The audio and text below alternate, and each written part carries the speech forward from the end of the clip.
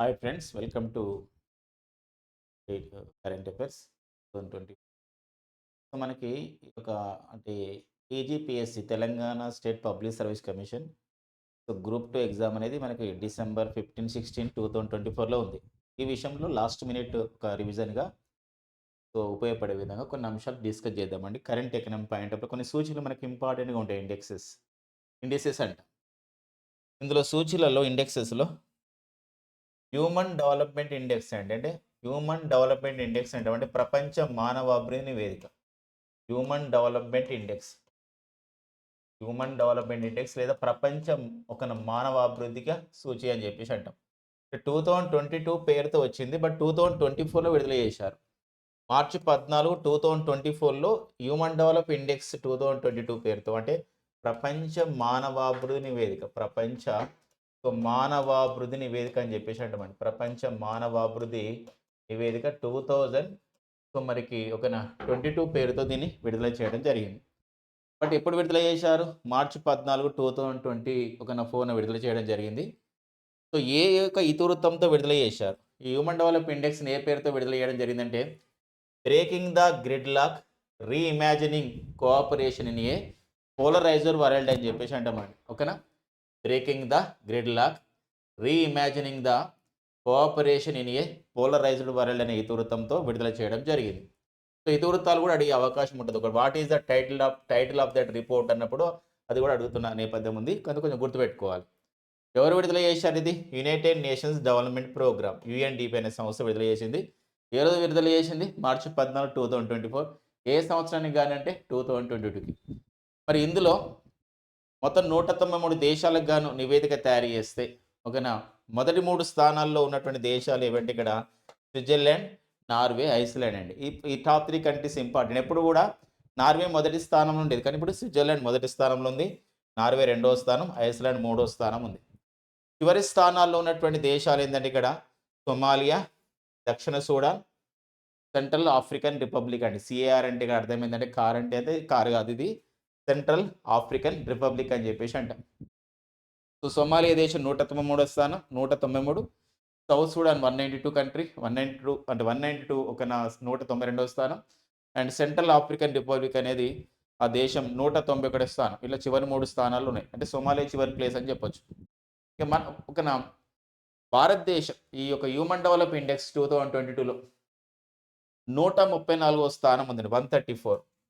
ఇక్కడ స్కోర్ కూడా ఇంపార్టెంట్. మన స్కోర్ ఎంత సాధించినామంటే 0.644 అండి. 0.644 సాధించడం జరిగింది స్కోర్. అంటే దీని యొక్క ఈసారి హ్యూమన్ డెవలప్మెంట్ ఇండియా మన హ్యూమన్ డెవలప్ ఇండెక్స్లో మన భారత్ స్కోర్ అనమాట 0.644 మార్కులు సాధించడం. మరి స్థానం ఎంతంటే ఎంతో ర్యాంక్ అంటే 134వ స్థానం. నివేదిక పేరు ఎవరు విడుదల చేస్తారు? ఏ థీమ్? టాప్ 3 కంట్రీస్ ఏవి? ఇలా మనం గుర్తుపెట్టుకుందాం. నెక్స్ట్ చూద్దామండి. ప్రపంచ అవినీతి సూచి, వరల్డ్ కరప్షన్ పర్సెప్షన్ ఇండెక్స్ అంటాం. దీని ఇంగ్లీష్లో ఏమంటామంటే వరల్డ్ కరప్షన్ పర్సెప్షన్ ఇండెక్స్ అంటామండి. ఇంగ్లీష్లో పర్సెప్షన్ ఇండెక్స్ అంటాం. 2023 నివేదిక ఇది, 2024 కాదు, 2023 నివేదిక. ఇందులో మనం చూస్తే ఒక మొదటి 3 స్థానాల్లో నిలిచిన దేశాలు ఏదంటే డెన్మార్క్, ఫిన్లాండ్, న్యూజిలాండ్ అండి. అంటే ఇక్కడ ఏంటంటే అవినీతి తక్కువగా ఉన్న దేశాలు మొదటి 3 స్థానాలు అంటే తక్కువ అవినీతి అనమాట. డెన్మార్క్, ఫిన్లాండ్, న్యూజిలాండ్ దేశాలు. భారత్ ఒక స్థానం, మన భారతదేశం ఒక స్థానం 93వ స్థానం. మన భారత్ స్కోర్ ఎంత అంటే 39 అండి. ఈజీగా గుర్తుపెట్టుకోవచ్చు అండి. ప్రపంచ అవినీతిలో మనం 93వ స్థానం ఉంది, స్కోర్ మాత్రం 39 అనమాట. ఇది ప్రపంచ అవినీతి సూచి. ఎవరు విడుదల చేస్తారు ఈ సూచిని అంటే ట్రాన్స్పరెన్సీ ఇంటర్నేషనల్ సొసైటీ వాళ్ళు విడుదల చేస్తారు. రిలీజ్డ్ బై ఈ సూచన ఎవరు విడుదల చేస్తారంటే ట్రాన్స్పరెన్సీ ఇంటర్నేషనల్ సొసైటీ అండి. ట్రాన్స్పరెన్సీ ఇంటర్నేషనల్ సొసైటీ ఈ సంబంధించినటువంటి నివేదికను విడుదల చేయడం జరుగుతుంది అనమాట. ఇది ఎక్కడ ఉంటుంది ఈ సంస్థ అంటే బెర్లిన్. అంటే ఇక్కడ బెర్లిన్ అంటే ఎక్కడండి? ఇది జర్మన్లోని బెర్లిన్లో ఈ సంస్థ అనేది ఉంటుంది అనమాట. సో ఈ నేపథ్యం చూసుకోవాలి. ఒకటి ఇది ప్రపంచ అవినీతి సూచి 2023 విశేషాలు. మరికొన్ని కరెంట్ ఎకనామీ చూద్దామండి. వరల్డ్ హ్యాపీనెస్ ఇండెక్స్ అండి. ప్రపంచ ఒక సంతోష సూచి అని చెప్పేసి అంటామండి. వరల్డ్ హ్యాపీనెస్, ప్రపంచ ఆనందమయ సూచి లేదా ప్రపంచ సంతోష సూచి అని చెప్పేసి అంటాం. మరి ప్రపంచ సంతోష సూచి 2024 విడుదల చేయడం జరిగింది. సో, మనకి ఎవరు విడుదల చేస్తారంటే ఇది United nations sustainable development solution network వాళ్ళు విడుదల చేస్తారు. యుఎన్ఎస్డిఎస్ఎన్. యుఎన్ఎస్డిఎస్ఎన్ అర్థం ఏందంటే ఇక్కడ United nations sustainable development. United nations sustainable development solutions network అని చెప్పేసి అంటామండి. సొల్యూషన్స్ నెట్వర్క్ అనే సంస్థ దీన్ని విడుదల చేయడం జరుగుతుంది ఈ నివేదికను. ఇందులో మరి సంతోషకరమైన సూచనలు మొదటి 3 స్థానాలు ఉన్నాయి. ఏదంటే ఇక్కడ ఫిన్లాండ్, డెన్మార్క్, ఐస్లాండ్ మొదటి 3 స్థానాలు ఉన్నాయి. ఫిన్లాండ్, డెన్మార్క్, ఐస్లాండ్ మొదటి 3 స్థానాలు ఉంటే చివరి స్థానంలో 143 స్థానంలో ఉంది ఆఫ్ఘనిస్తాన్ దేశం. భారత్ ప్రపంచ సంతోషకరమైన సూచిలో స్థానం వచ్చేసి 126 అండి. స్కోర్ వచ్చేసి ఎంతంటే 4.054. ఈ యొక్క హ్యాపీనెస్ స్కోర్ అంతే మన అంత ఉందన్నమాట. 4.054. ఇంతను బట్టి డిస్కస్ చేసినాం. హ్యూమన్ డెవలప్ ఇండెక్స్ 2024లో మన భారత స్కోర్ వచ్చేసి ఎంతంటే ఇక్కడ ఎంత ఉందని 0.644 ఉంది. అదే వరల్డ్ కరప్షన్ పర్సెప్షన్ ఇండెక్స్ 2023లో మన భారత స్కోర్ వచ్చేసి ఎంతంటే ఇక్కడ 39.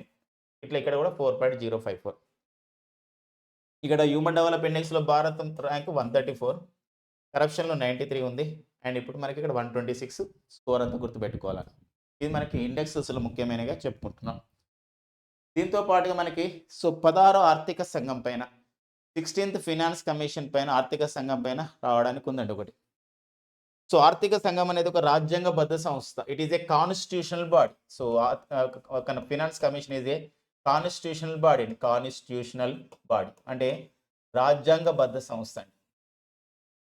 మరి భారత రాజ్యాంగంలోని ఏ ఆర్టికల్ ప్రకారం దీన్ని ఏర్పాటు చేస్తారంటే 280 ఆర్టికల్ ప్రకారం ఆర్థిక సంఘాన్ని ఏర్పాటు చేస్తారు. ఆర్థిక సంఘం చేసే సిఫార్సులు 5 years ఉంటాయి. ఆర్థిక సంఘం మొదటి ఆర్థిక సంఘానికి చైర్మన్గా పనిచేసిన వారు కేసీ నియోగి మొదటి ఆర్థిక సంఘానికి చైర్మన్గా పనిచేశారు. మరి ఈ క్రమంలో ఒక ఇంపార్టెంట్ అప్డేట్ ఉందండి మనకి. ఏంటంటే ఈసారి 16వ ఆర్థిక సంఘం అనేది ఏర్పాటు చేయడం జరిగింది.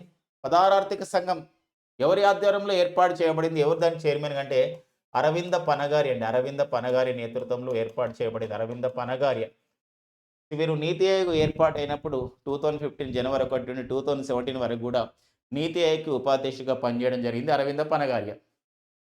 మరి అరవింద పనగారియ నేతృత్వం చైర్మన్గా ఏర్పాటు చేయబడే 16వ ఆర్థిక సంఘం మరి తన నివేదికను ఎప్పటివరకు సబ్మిట్ చేయాలంటే 2025 అక్టోబర్ 31 వరకు నివేదికను సబ్మిట్ చేయాల్సినటువంటి ఒక సంబంధించినటువంటి టార్గెట్ పెట్టడం జరిగింది. అంతేకాకుండా 16వ ఆర్థిక సంఘం చేసిన సిఫార్సులు 2026 ఏప్రిల్ 1 నుండి 2031 మార్చి 31 వరకు కూడా ఇవి అమల్లోకి ఉంటాయి. మన ఇది టీజీపీఎస్సి గ్రూప్ 3 నవంబర్లో జరిగినటువంటి టీజీపీఎస్సి గ్రూప్ 3లోకి వచ్చినండి. 2026 ఏప్రిల్ 1 నుండి 2031 మార్చ్ 31 వరకు 16వ ఆర్థిక సంఘం చేసిన సిఫార్సులు ఉంటాయి. అంటే ప్రజెంట్ అమలు అవుతున్న సిఫార్సులు ఏంటంటే 15వ ఆర్థిక సంఘం సిఫార్సులు. మరి ఇక్కడ ఇంపార్టెంట్ చూసుకోండి, 16వ ఆర్థిక సంఘానికి సెక్రటరీగా ఎవరు నియమితులు కావడం జరిగిందంటే రిత్విక్ రంజనం పాండే గారు దీనికి కార్యదర్శిగా నియమితులు కావడం జరిగింది. మరి ఇందులో సభ్యులు ఎవరు? సో పూర్తికాల సభ్యులు వచ్చేసి 3, పార్ట్ టైం సభ్యురాలు 1, పార్ట్ టైం మెంబర్ 1. పూర్తికాలం అంటే ఫుల్ టైం అనమాట, ఫుల్ టైం మెంబర్స్. సో ఇక్కడ ఫుల్ టైం మెంబర్స్ వచ్చేసి ఎవరంటే ఇక్కడ అజయ్ నారాయణ్ జా, వీరు 1982 మణిపూర్ క్యాడర్ ఐఏఎస్ అధికారి వీరు.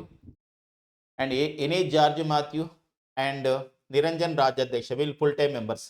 అండ్ పార్ట్ టైం మెంబర్ ఎవరు అంటే 16వ ఆర్థిక సంఘంలో సౌమ్య కాంతి ఘోష్, వీరు స్టేట్ బ్యాంక్ ఆఫ్ ఇండియా గ్రూపులో చీఫ్ ఎకనామిక్ అడ్వైజర్గా స్టేట్ బ్యాంక్ ఆఫ్ ఇండియా గ్రూప్లో వీరు పనిచేస్తున్నారు. వీరు పార్ట్ టైం సభ్యులు అనమాట. వీరి నివేదిక ఎప్పటివరకు ఇవ్వాలి, ఎప్పటివరకు అమల్లో అవుతుంది, ఇంపార్టెంట్గా ఉంటుందండి. మరి ఈ క్రమంలో మరికొంత డేటా మనకు ఉంది, మరికొంత ఇన్ఫర్మేషన్ అండి. ఇక్కడ కొంత మనకు అడుగుతున్న నేపథ్యం ఉంటుంది కరెంట్ ఎకనామిక్ పాయింట్ ఆఫ్లో కొంచెం ఫాస్ట్ గతంలో ఉన్న డేటా. సో ఇక్కడ చూస్తే ఇప్పుడు మనకు ప్రస్తుతం అమలవుతున్నవి, ప్రస్తుతము ఎవరి యొక్క సిఫార్సులు అమలవుతున్నాయని చెప్పేసి అంటే ఇక్కడ 2021 ఏప్రిల్ 1 నుండి 2026 మార్చి 31 వరకు ఎవరి యొక్క సిఫార్సులు ఏ ఆర్థిక సంఘం చేసిన సిఫార్సులు అమలవుతున్నాయంటే నందకిషోర్ సింగ్ 15వ ఆర్థిక సంఘం. అంటే ఆర్థిక సంఘం ఏం చేస్తుందంటే కేంద్ర రాష్ట్రాల మధ్య పన్నులని టాక్సెస్‌ని ఏం చేస్తుందంటే షేర్ చేస్తుంది. ప్రధానంగా ఇదిలో ఉంటుంది. ఇలాంటి క్రమంలో ఈ యొక్క 15వ ఆర్థిక సంఘం కేంద్ర రాష్ట్రాల మధ్య 41% పన్నుని షేర్ చేసుకోండి అని చెప్పి చెప్పడం జరిగింది. మరి 14వ ఆర్థిక సంఘం అయితే మరి వైవి రెడ్డి గారు, యాగ వేణుగోపాల్ రెడ్డి గారు చైర్మన్‌గా ఉన్నారు. వారైతే ఆ కమిషన్ ఏం చెప్పిందంటే 14వ ఆర్థిక సంఘం కమిషన్ కేంద్ర రాష్ట్ర ప్రభుత్వాల మధ్య 42% ఆ విధంగా పన్నుని వాటాని విభజించుకోండి అని చెప్పడం జరిగిందనమాట. షేర్ చేసుకోమని. అత్యధికంగా చూపించింది ఎక్కువగా షేర్ చేసుకోమండి పన్నుని అని చెప్పినటువంటి కమిషన్ వచ్చేసి 14వ ఆర్థిక సంఘం వైవి రెడ్డి కమిషన్. అంటే 14వ ఆర్థిక సంఘం చైర్మన్. 13వ ఆర్థిక సంఘం విజయ్ కేల్కర్ కమిషన్‌గా దానికి చైర్మన్ బాధ్యతలుగా వ్యవహరించడం జరిగింది. కేంద్ర రాష్ట్రాల మధ్య 32% ఒక టాక్సెస్‌ని షేర్ చేసుకోమంది. 12థ్ finance commission doctor C. Rangarajan గారు దీనికి చైర్మన్‌గా ఉన్నారు. 30.5%ని పన్నుల్ని షేర్ చేసుకోమని చెప్పిందనమాట. అండ్ 11వ ఆర్థిక సంఘానికి చైర్మన్‌గా పనిచేసిన వారు ఏఎం ఖుస్రో వీరు ఒక 29.5% పన్నుని షేర్ చేసుకోండి కేంద్ర రాష్ట్రాలు అని చెప్పడం జరిగింది. సో, ఈ డేటా మనకు కొంచెం ఇంపార్టెన్స్‌గా చూసుకోవాల్సిన అవసరం ఉందండి. ఇది ఆర్థిక సంఘం విషయంలో. ఓకేనండి. థాంక్ యూ అండి.